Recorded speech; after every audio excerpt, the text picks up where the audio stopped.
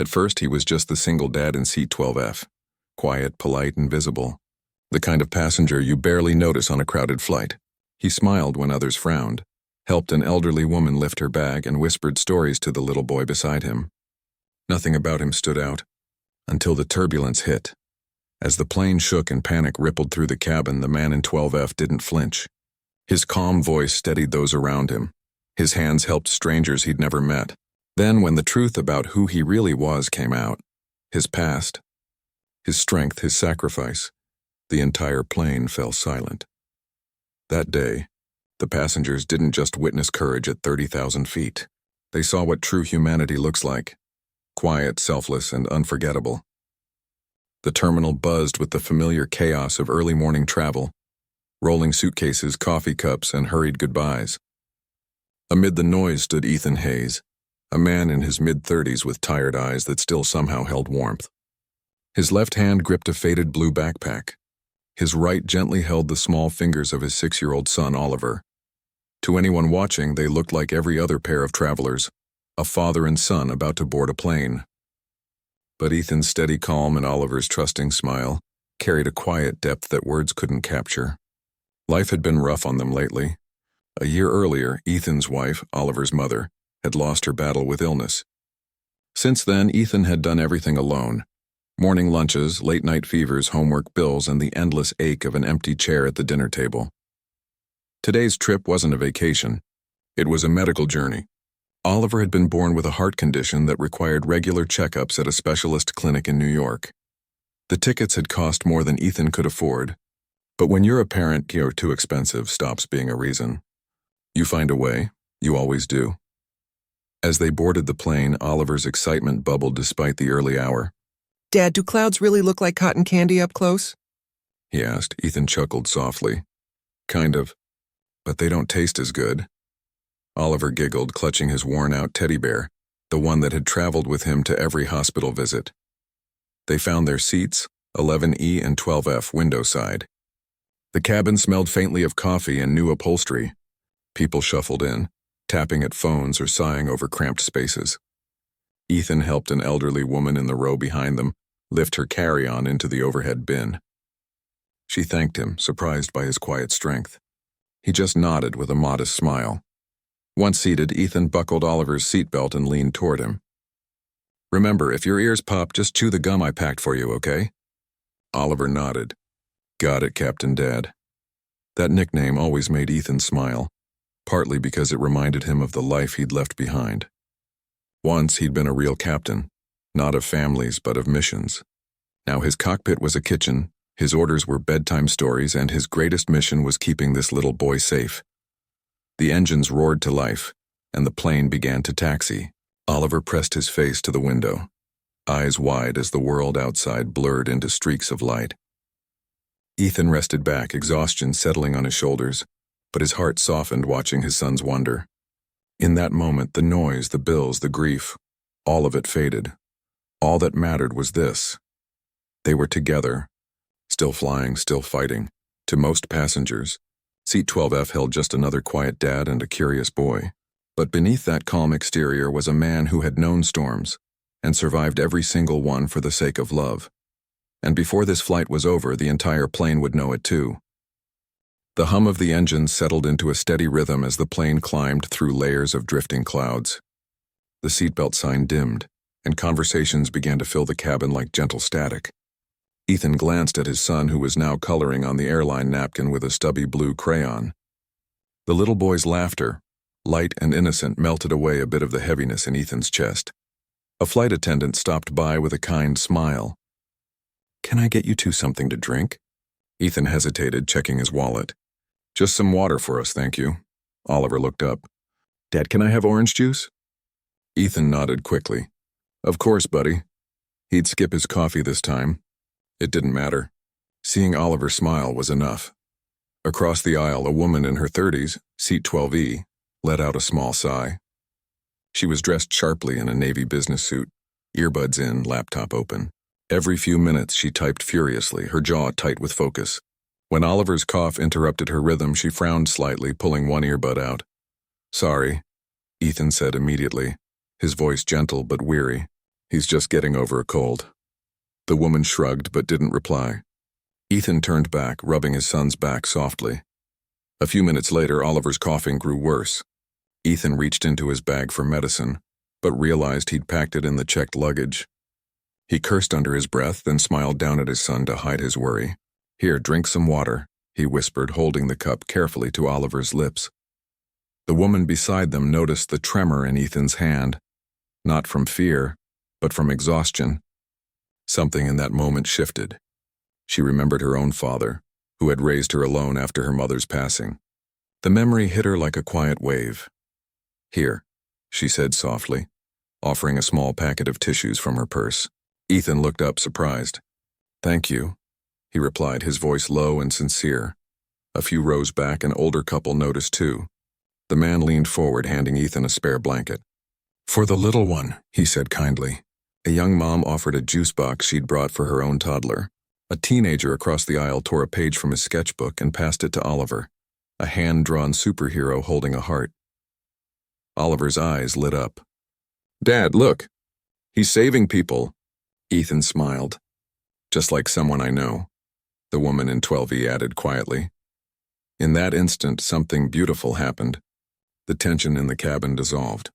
Strangers began to share. Stories, snacks, small smiles. A row that once felt cold and distant now pulsed with quiet warmth. Ethan leaned back, his eyes glistening. He hadn't expected anything from anyone. But sometimes kindness doesn't need an invitation. It just needs someone brave enough to start it. By the time the flight attendants returned with snacks, row 12 felt like family. Proof that compassion could travel faster than any plane. The plane had been in the air for nearly 2 hours when the first jolt came. A brief shudder, the kind most passengers brush off. But then came another, stronger. The overhead bins rattled and a collective murmur spread through the cabin. Oliver's crayon rolled off his tray table and onto the floor. "Dad?" he said softly, gripping Ethan's hand. Ethan smiled, calm and steady. "It's okay, buddy. Just a little bump in the sky." The fasten seatbelt sign blinked on with a chime. A flight attendant's voice, controlled but tight, echoed over the intercom. "Ladies and gentlemen, please return to your seats and fasten your seatbelts. We're experiencing some turbulence." Within seconds, the mood in the cabin shifted. Laughter quieted. Conversation stopped. The woman in 12E shut her laptop, her fingers trembling slightly. The elderly couple in 13D held hands. Across the aisle, a child started crying. Ethan's instincts kicked in. Calm, quiet leadership. He leaned over to the woman beside him, who was fumbling with her buckle. "Here," he said gently, helping secure it. His tone was calm, almost practiced. The turbulence intensified.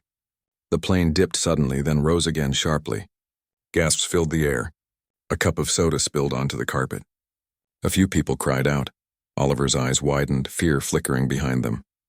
Ethan squeezed his hand. "Hey," he said softly, forcing a smile.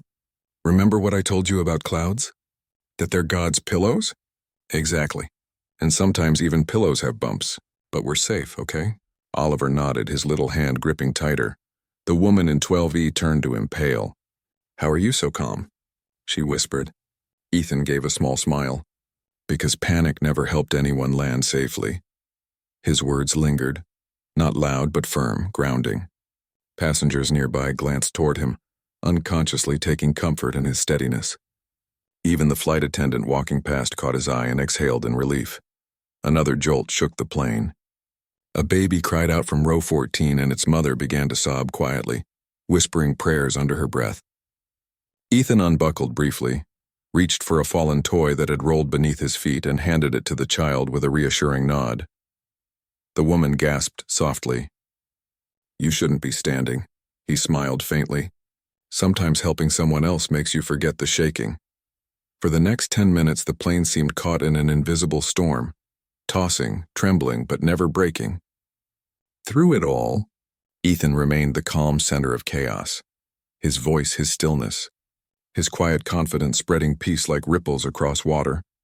And then, just as suddenly as it began, the turbulence ended. The cabin was silent, save for the hum of the engines and a few shaky breaths.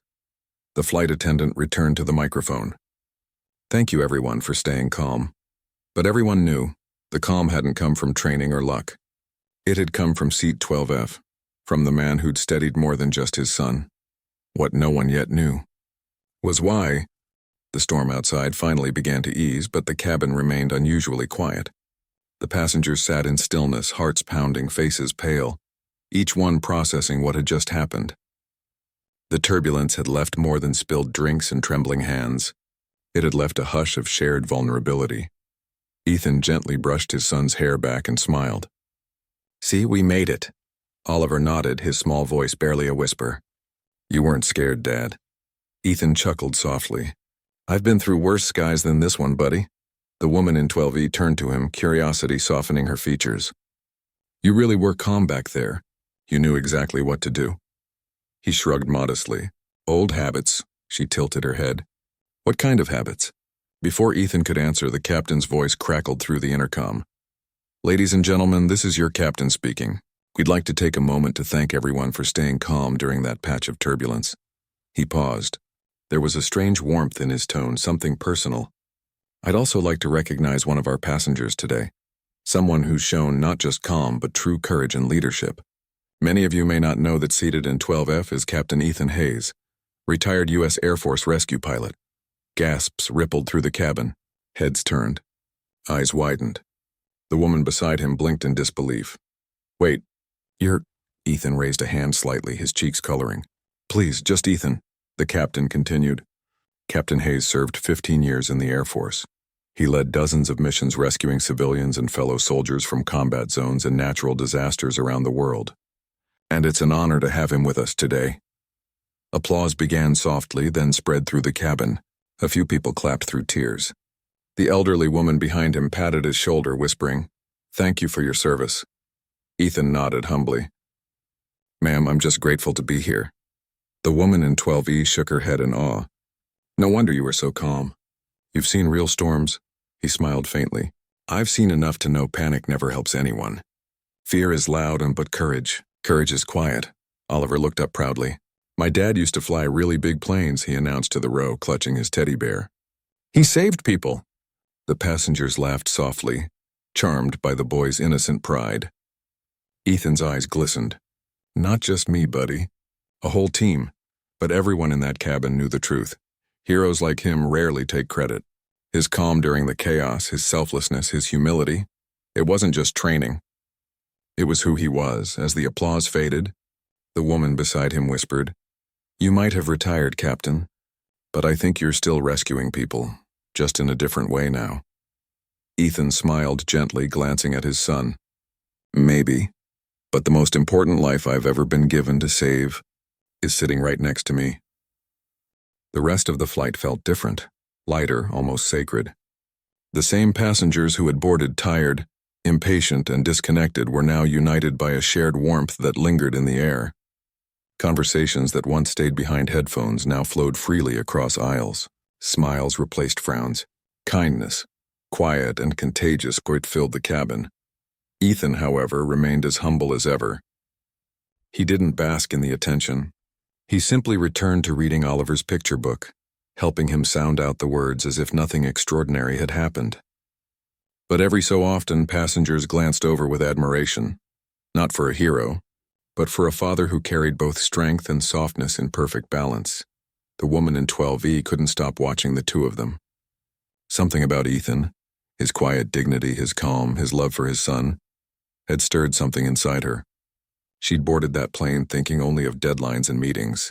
Now she found herself thinking about gratitude, about connection, about the things that really mattered. A few rows back, a young mother wiped tears from her eyes. "I was so scared," she whispered to her husband. "But that man, he made me feel safe." Her husband nodded. "That's what real courage looks like." As the captain announced their descent into New York, passengers began preparing to land.